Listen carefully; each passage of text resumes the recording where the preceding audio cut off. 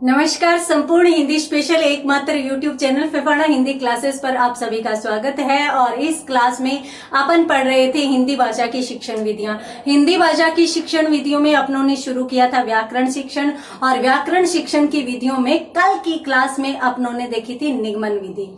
देखिए, निगमन विधि जब अपन देख रहे थे व्याकरण शिक्षण के दौरान, तो उस विधि में मैंने आपको बताया कि भाई ये विधि है वो दो रूपों में पूर्ण की जाती है। अर्थात इसके दो रूप होते हैं। कौन कौन से रूप होते हैं? एक सूत्र विधि होता है और एक पाठ्य पुस्तक विधि होता है। तो दो रूप इसके होते हैं। उनमें से सूत्र विधि के बारे में कल अपनों ने बात कर ली थी, तो आज अपन पढ़ेंगे दूसरा रूप। दूसरा रूप कौन सा? पाठ्य पुस्तक विधि। और आपको मैं बता देती हूँ यहाँ पर कि ये पाठ्य पुस्तक विधि भी व्याकरण शिक्षण की एक विधि ही मानी जाती है, जो निगमन विधि की सहायक के रूप में प्रचलन में है। तो यहाँ पर अपन देखते हैं पाठ्य पुस्तक विधि। पाठ्य पुस्तक विधि में किस प्रकार से शिक्षण करवाया जाता है, ये किस प्रकार से महत्वपूर्ण विधि मानी जा सकती है। सबसे पहली बात तो मैं आपको बता दूं, पिछली क्लास में मैंने आपको बताया था कि भाई सूत्र विधि संस्कृत से हिंदी में आई है, तो पाठ्य पुस्तक विधि है वो अंग्रेजी से हिंदी में आई है। तो इसलिए यह विधि अंग्रेजी से हिंदी में ली गई है। एक तो महत्वपूर्ण बात यह होगी कि यह विधि अंग्रेजी से हिंदी में ली गई है। दूसरी महत्वपूर्ण बात, इसमें कोई खास प्रक्रिया नहीं होती।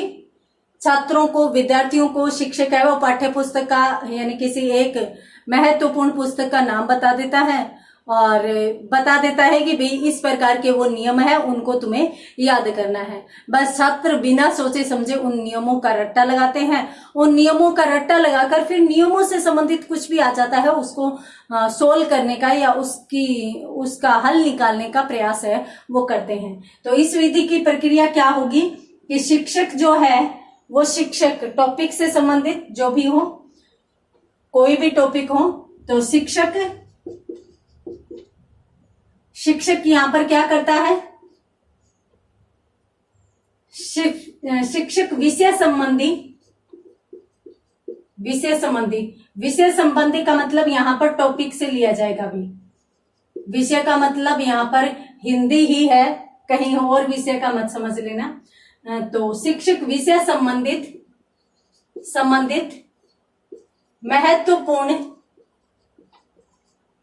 महत्वपूर्ण पुस्तक का नाम बता देता है। शिक्षक नाम बता देगा, फिर क्या होगा? विद्यार्थी उस पुस्तक से नियमों को याद कर लेते हैं। ये है, तो नियमों को याद कर लेते हैं। ये निगमन विधि की सहायक क्यों मानी जाती है? क्योंकि निगमन विधि में पहले नियम बताए जाते हैं। तो सूत्र विधि में भी नियम होता है कि संस्कृत शिक्षण से ली गई है, तो संस्कृत में पूरा का पूरा व्याकरण है वो सूत्रों के माध्यम से चलता है। तो शिक्षक विद्यार्थी को क्या बता देता है? सूत्र बता देता है, विद्यार्थी रट्टा लगा लेता है। उसके बाद वो उदाहरण वगैरह की जो प्रक्रिया है वो बाद में चलती रहती है। पहले उदाहरण व नियम रटने होते हैं, उसी प्रकार की प्रक्रिया इसमें है। तो सबसे पहले जो शिक्षार्थी या विद्यार्थी है वो उदाहरण या नियम रट्टा लगाएंगे। तो इसलिए ये निगमन विधि का ही एक रूप या सहायक विधि के रूप में मानी जाती है। तो जल्दी से यहाँ पर स्क्रीनशॉट लीजिए। उसके बाद एक दो बातें इस विधि के संबंध में और बची है, उनको भी अपन देख लेते हैं। यहां पर अपन देखेंगे, यहां पर अपन आगे ये देखेंगे कि भाई ये जो विधि है व्याकरण शिक्षण की विधि, जो पाठ्य पुस्तक विधि है, ये सूत्र विधि का ही परिवर्तित रूप है। परिवर्तित का शाब्दिक अर्थ होता है परिवर्धित, वर्धित का मतलब होता है बढ़ाना, तो ये इसी का ही विस्तृत रूप है। तो हम यूं भी कह सकते हैं कि यह विधि सूत्र विधि का ही परिवर्धित रूप है, परिवर्धित रूप है। एक चीज तो अपन ये कह सकते हैं। दूसरी बात भी, विद्यार्थियों को पुस्तक बता दी, नियम बता दिया, वो विद्यार्थी रट्टा लगाएंगे, तो इसमें है वो रटने पर बल दिया जाता है। तो इस विधि में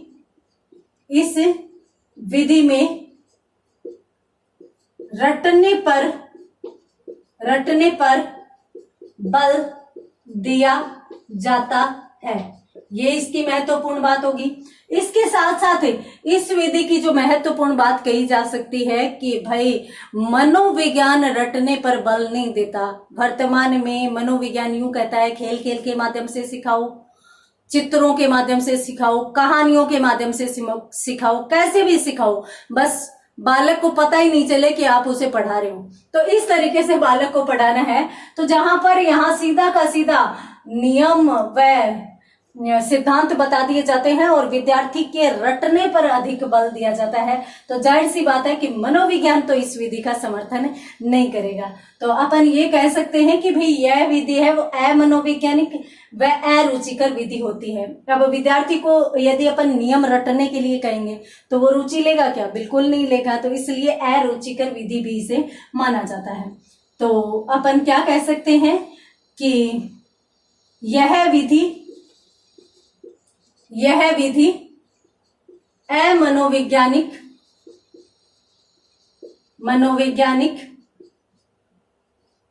व अरुचिकर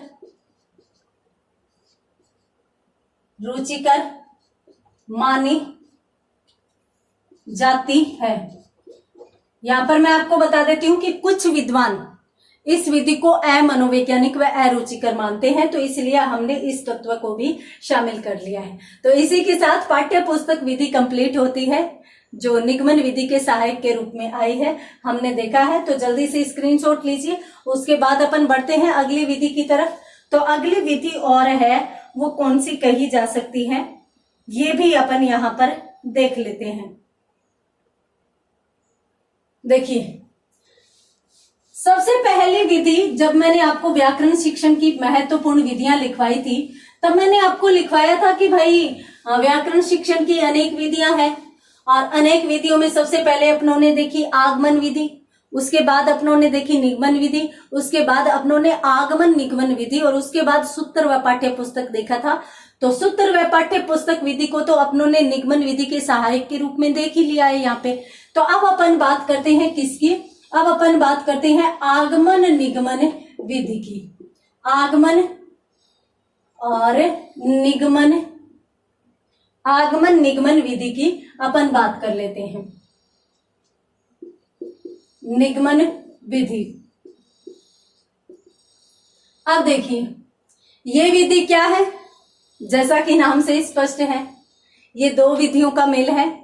आगमन व निगमन दोनों प्रकार से ये चलती है। कैसे चलती है? तो सबसे पहले तो अपन ये कहेंगे कि यह आगमन तथा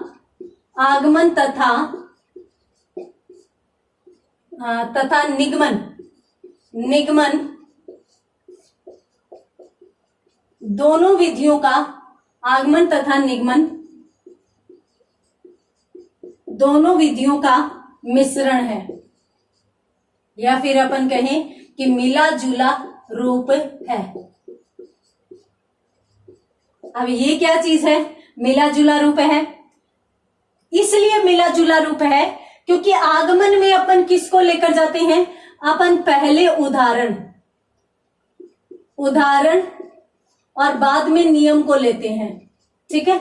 और निगमन में अपन पहले नियम को लेते हैं और बाद में किसको लेते हैं? उदाहरण को लेते हैं। इस तरीके से ये दोनों विधियां चलती है। और यहाँ पर मैं आपको ये भी बता देती हूँ कि यदि आपको कंफ्यूजन हो रहा हो कि भाई कैसे याद रखें कि आगमन में पहले उदाहरण आता है बाद में नियम आता है, निगमन में पहले नियम बाद में उदाहरण, तो आप इस तरीके से याद रखिए कि ये स्वर है तो ये भी स्वर है, तो आगमन में सबसे पहले उदाहरण आएगा, ठीक है। और निगमन नी से शुरू होती है तो ये नियम से शुरू होती है। तो इस तरीके से आप याद रख लेना कि निगमन नियम से शुरू होती है, उदाहरण की तरफ जाती है, जबकि आगमन उदाहरण से शुरू होकर नियम की तरफ चलती है। दूसरी बात, आगमन होता है, यानी पहले आगमन होता है किसका? उदाहरणों का, तो इसलिए इसे आगमन विधि भी कहते हैं। तो ये मिला जुला रूप है। कैसे मिला जुला रूप है? इसलिए मिला जुला रूप है क्योंकि ये विधि जो है वो उदाहरण से नियम की ओर तथा नियम से उदाहरण की ओर चलती है। यानी एक साथ हम दोनों प्रकार के नियम काम में ले सकते हैं। पहले उदाहरण दिया, जैसे अपन प्रस्तावना करते हैं तो शिक्षण करवाते समय पहले प्रस्तावना में अपन क्या करते हैं? विभिन्न आसपास के सवाल पूछते हैं, अर्थात अपनों ने उसी प्रकार से क्या किया? आसपास के उदाहरण दे दिए। अब अपनों ने उदाहरण दे दिए, उदाहरण के आधार पर अपनों ने फिर नियम बता दिया कि भाई इन उदाहरणों के आधार पर ये नियम बनता है जो इस प्रकार से चलता है। नियम बता दिया, फिर उस नियम से संबंधित फिर से उदाहरण बता दिए, किस लिए? स्पष्टीकरण करने के लिए। तो ये कौन सी विधि हो जाती है? आगमन निगमन विधि हो जाती है। यानी सबसे पहले उदाहरण, फिर नियम, नियम के बाद फिर से उदाहरण। अगर अपन बता देते हैं तो ये कौन सी विधि मानी जाती है? आगमन निगमन विधि मानी जाती है। इसीलिए अपन इसको दोनों का मिला जुला रूप भी कहते हैं। ये जो विधि है वो शिक्षण की श्रेष्ठ विधि मानी जाती है। ये आपको विशेष तौर से ध्यान रखना है कि यह विधि शिक्षण की श्रेष्ठ विधि मानी जाती है। शिक्षण की श्रेष्ठ विधि क्यों मानी जाती है? क्योंकि इसमें आप जहां आवश्यकता हो वहां नियम प्रयोग में लाइए। जहां बच्चे अरुचिकर लगने लगे या अरुचि लेने लगे शिक्षण में, तो वहां पर आप उदाहरण दीजिए ताकि बच्चे वापस रुचि लेने लग जाएं। तो इसलिए इस विधि को श्रेष्ठ विधि माना जाता है। यहाँ पर मैं आपको और बात बता देती हूँ कि चूंकि यहाँ पर अपनों ने नाम लिखा है आगमन निगमन विधि, तो हमें ये चीज भी ध्यान में रखनी है कि भाई जो शिक्षण सूत्र, जो विशेषताएं अपनों ने आगमन विधि की और निगमन विधि की देखी है, वो सारी की सारी विशेषताएं इस विधि में आ जाएगी। तो इसलिए इसको ज्यादा पढ़ने की जरूरत नहीं है, आप स्क्रीनशॉट लीजिए और उसके बाद अपन बढ़ते हैं अगली विधि की तरफ। तो अगली विधि व्याकरण शिक्षण की कौन सी हो सकती है उसको भी अपन देख लेते हैं।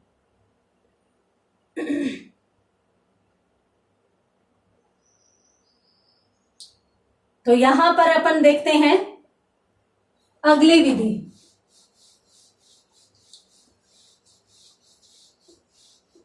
अगली विधि कौन सी हो सकती है? तो चलिए देखिए, यहां पर अपन बात करेंगे, आगे जिस विधि की बात करने वाले हैं वो विधि है यहां पर भाषा संसर्ग विधि। ठीक है, तो आगे अपन बात करने वाले हैं भाषा संसर्ग विधि की। अब ये विधि कौन सी है? देखिए, भाषा संसर्ग विधि के माध्यम से स्पेशली व्याकरण का अध्ययन नहीं करवाया जाता। कैसे अध्ययन करवाया जाता है? इसमें शिक्षक है वो किसी भी प्रकरण का अध्ययन करवा रहा है। प्रकरण का मतलब किसी भी टॉपिक का अध्ययन करवा रहा है। किसमें? गद्य या पद्य में। सामान्यतः ऐसे गद्य में ही आते हैं। तो मान लीजिए कि शिक्षक गद्य का अध्ययन करवा रहा है अपनी कक्षा में, और गद्य के अध्ययन के दौरान एक प्रकरण चल रहा है। उस प्रकरण में कोई विशेष शब्द आ गया, कोई विशेष शब्द आ गया, या फिर कोई विशेष वाक्य आ गया, तो वहां पर शिक्षक जब इन चीजों का ज्ञान करवाने लगता है, इनसे संबंधित इनकी बनावट, रचना आदि के आधार पर सारी की सारी चीजें बताने लग जाता है, तो वहां पर कौन सी विधि मानी जाती है? भाषा संसर्ग विधि मानी जाती है।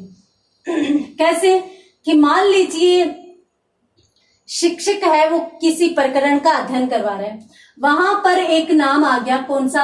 अप्रत्याशित नाम आ गया, अप्रत्याशित नाम आ गया।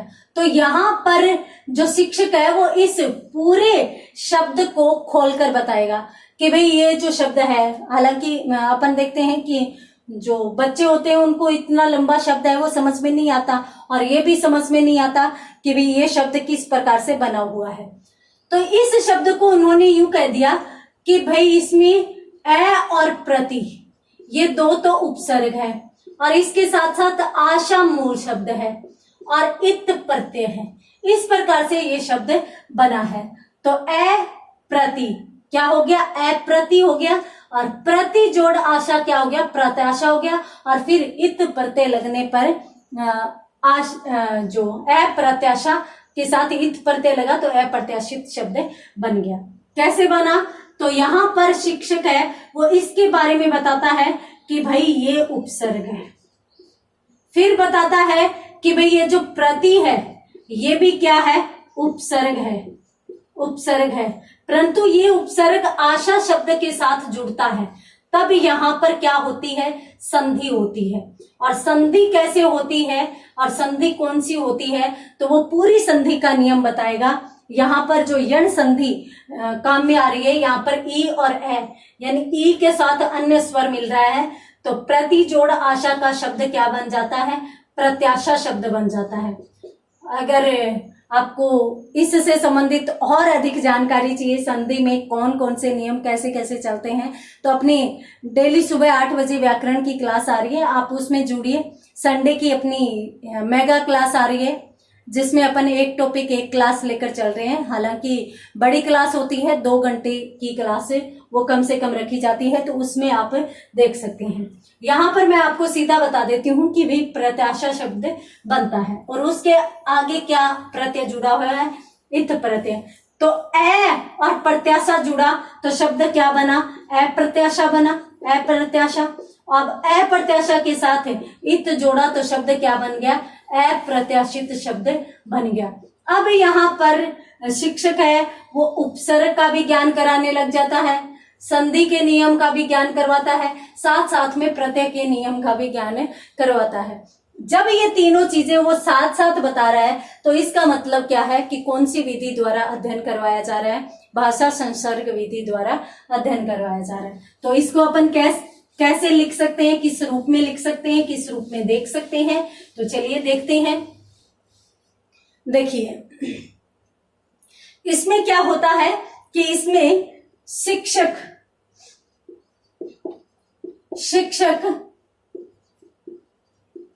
प्रकरण में आए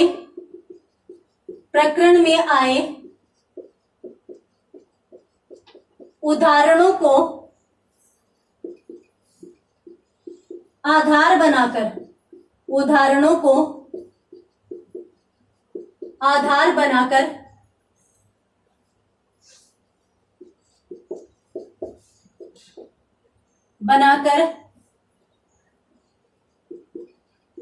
व्याकरण ज्ञान करवाता है।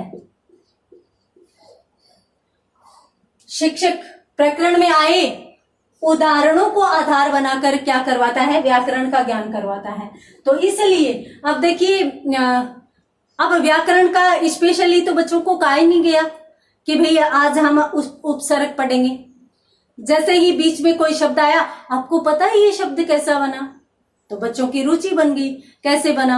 अब इस तरीके से एक एक चीज जब बच्चों को खोलकर बताई जा रही है, तो बच्चों की रुचि उसमें बन जाएगी, बच्चे अच्छे से समझने लगेंगे। तो इसलिए साथ साथ व्याकरण का ज्ञान करवाने के कारण यह विधि है वो मनोवैज्ञानिक विधि भी मानी जाती है। यह विधि व्याकरण शिक्षण की मनोवैज्ञानिक विधि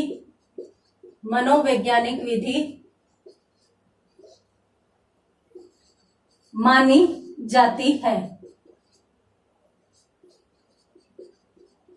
हालांकि सबसे श्रेष्ठ कौन सी देखी अपनों ने, आगमन निगमन विधि देखी है। तो जल्दी से इसका भी स्क्रीनशॉट लीजिए, उसके बाद अपन देखते हैं आगे कौन सा क्या कुछ अपन देख सकते हैं। तो हाँ, इसमें अपनों ने देखा कि प्रकरण में आए उदाहरण के आधार पर या उसी को ही आधार बनाकर शिक्षक क्या करता है, व्याकरण का ज्ञान करवा देता है।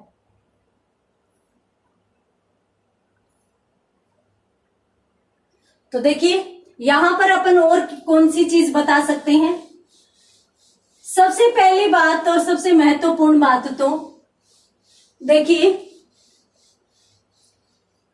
चूंकि अपनों ने देखा कि भी व्याकरण तो सहायक के रूप में आया है, तो यह मूलतः जो विधि है वो व्याकरण की विधि न होकर कौन सी विधि मानी जाएगी, भाषा शिक्षण की विधि मानी जाएगी। तो मूलतः तो ये है भाषा शिक्षण की विधि।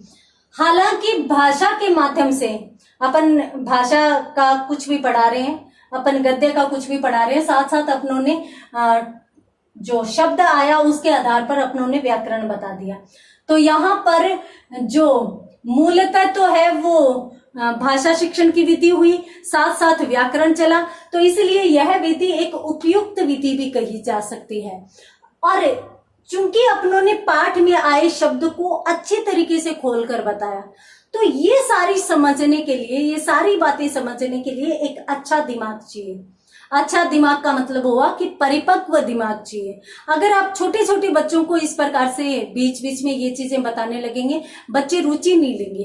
क्यों? क्योंकि उन बच्चों को कोई इंटरेस्ट नहीं है शब्द क्या बना, कैसे बना, क्यों बना।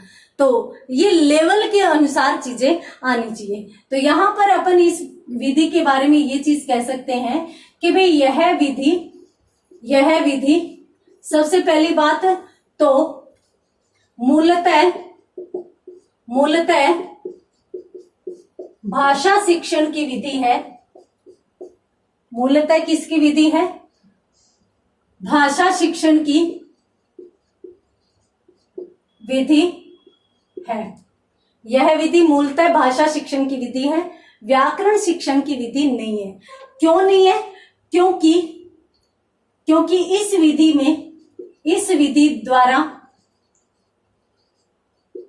इस विधि द्वारा बालक को व्याकरण का ज्ञान कैसे करवाया जाता है? पाठ्य पुस्तकों के आधार पर। तो इस विधि द्वारा पाठ्य पुस्तकों के आधार पर व्याकरण का ज्ञान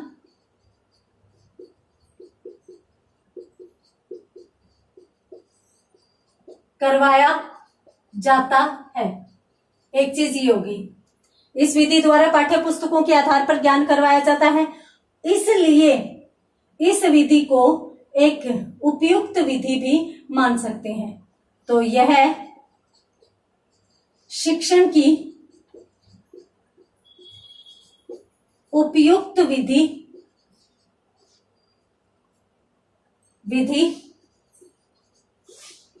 मानी जाती है। उपयुक्त विधि मानी जाती है। तो जल्दी से स्क्रीनशॉट लीजिए, उसके बाद अपन इसके बारे में और जो महत्वपूर्ण चीजें हैं वो अपन देख सकते हैं। तो यहाँ पर अपनों ने देखा कि भाई यह विधि तो भाषा शिक्षण की विधि है और इसके साथ साथ यह विधि पाठ्य पुस्तकों के आधार पर चलती है।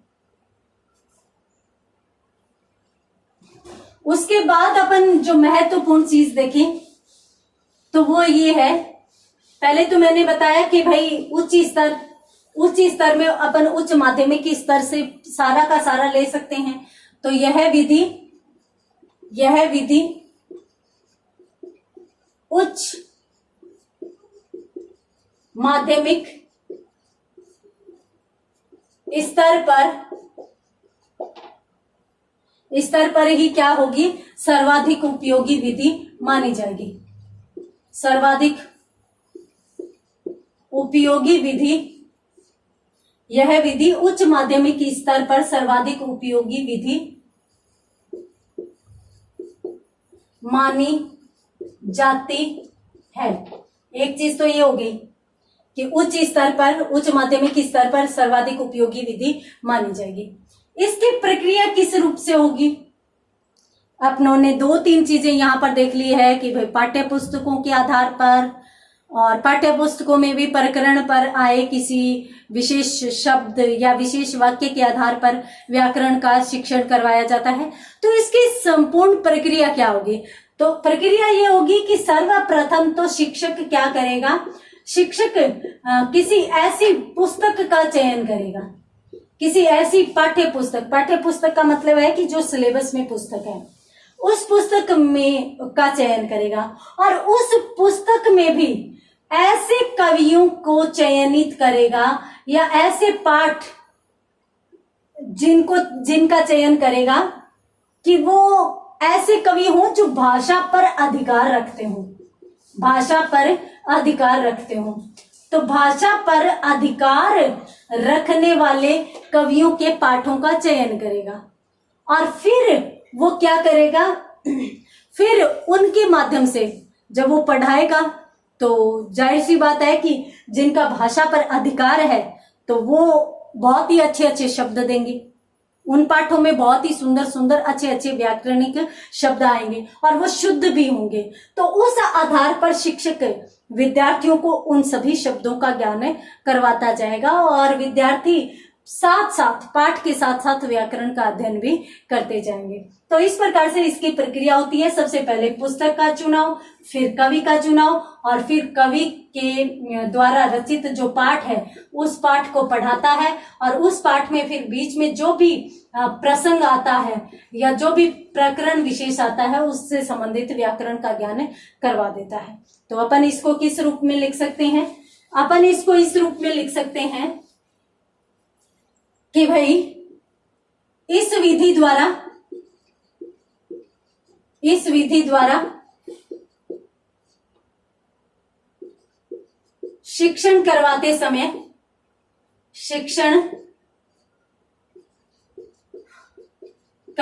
समय इस विधि द्वारा शिक्षण करवाते समय क्या किया जाता है? शिक्षक द्वारा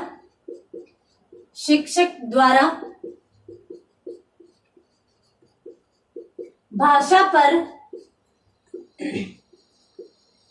अधिकार रखने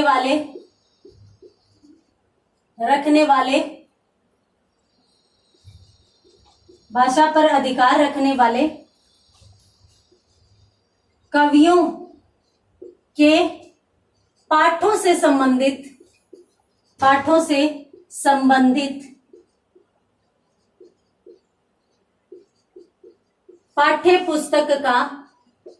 पाठ्य पुस्तक का चुनाव करता है। ये लीजिए, ये होता है। इसमें क्या होता है कि इस विधि, ये तो पहली बात तो उच्च माध्यमिक स्तर पर, दूसरी बात शिक्षण करवाते समय शिक्षक द्वारा भाषा पर अधिकार रखने वाले जो भी कवि हैं उन पाठों से संबंधित पाठ्य पुस्तक का चयन करता है। तो जल्दी से स्क्रीनशॉट लीजिए। उसके बाद एक चीज और महत्वपूर्ण है जो मैं बता देती हूँ यहाँ पर, वो ये है कि पहले तो ये हुआ चुनाव, ठीक है, ये प्रक्रिया चल रही है अपनी। प्रक्रिया किस रूप में चलेगी? तो सबसे पहले तो क्या होगा? चुनाव होगा। अब चुनाव कर लिया, चुनाव के बाद अपन क्या करेंगे?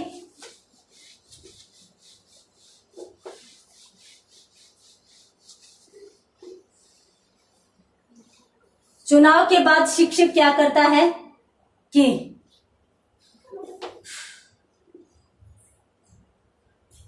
उन कतिपय का मतलब हो गया कुछ लेखकों की कृतियां, जो पाठ्य पुस्तक अपनों ने देखी है, कृतियां क्या हुआ? कक्षा में पढ़ाई जाती है, जिससे क्या होता है?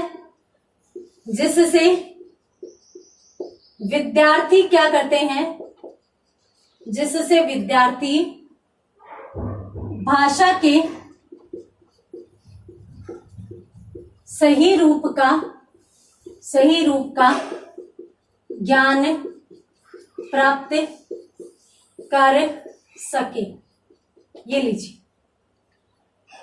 उन लेखकों की कृतियां, उन लेखकों के पाठ कक्षा में पढ़ाए जाते हैं, और पढ़ाए जाते हैं तो इस प्रकार से पढ़ाए जाते हैं कि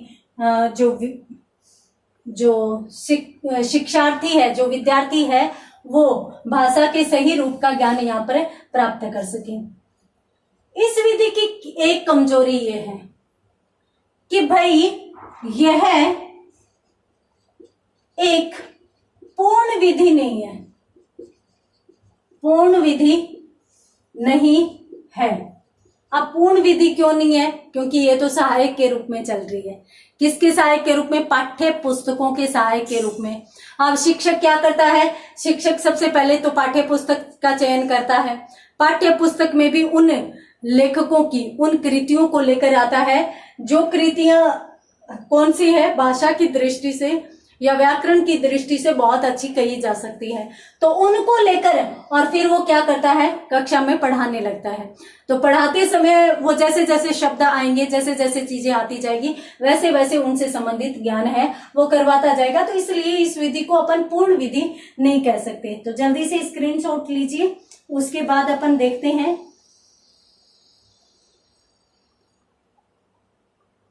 यहां पर अपन ये कह सकते हैं, देखिए ये विधि पूर्ण नहीं है, तो अपन क्या कह सकते हैं कि भाई इस विधि द्वारा व्याकरण शिक्षण तो नहीं करवाया जा सकता। क्यों नहीं करवाया जा सकता? क्योंकि इस विधि में है वो पाठ्य पुस्तक जो है उसमें जो विशेष टॉपिक या विशेष शब्द या विशेष वाक्य आता है, तो व्याकरण शिक्षण उस पर निर्भर हो जाता है। मान लीजिए कि आप संधि का कुछ बताना चाह रहे हैं और उस जगह जो शब्द आ रहे हैं वो समासिक पद आ रहे हैं, तो वहां पर आप वो चीज नहीं बता पाएंगे। तो इसलिए ये डिपेंड रहेगी किस पर? पाठ्य पुस्तकों पर। तो इसलिए इसे स्वतंत्र विधि नहीं कहा जा सकता। तो आज की क्लास में इतना ही, मिलते हैं अगली क्लास में अगले टॉपिक के साथ। तब तक के लिए धन्यवाद।